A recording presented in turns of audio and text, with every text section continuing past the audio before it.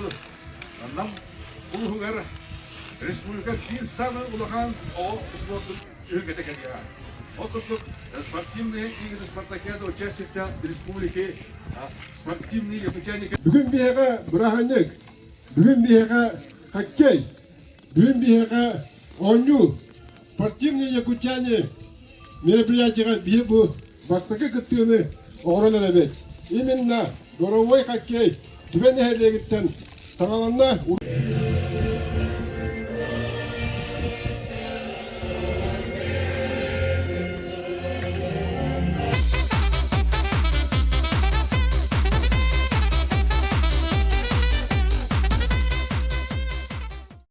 Atı komandatör Uruy Aykal. Kıran komandatör Uruy Aykal.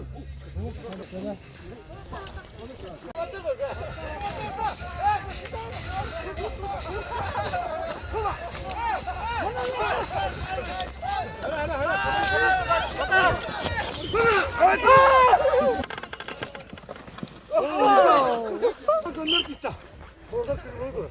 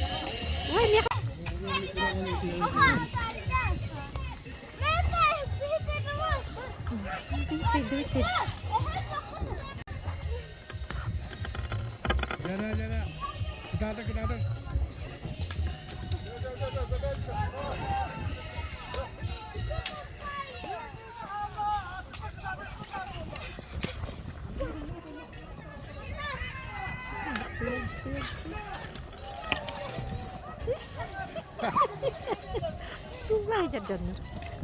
Sungai ini.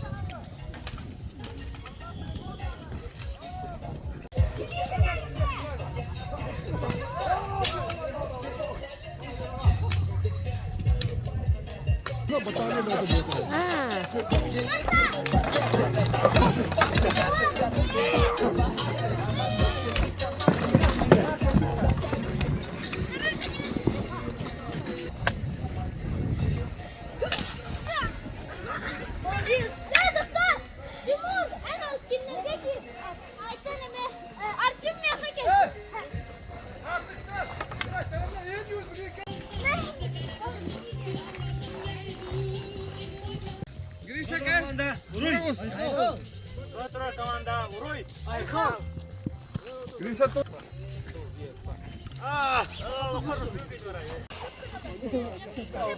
Kiki başka.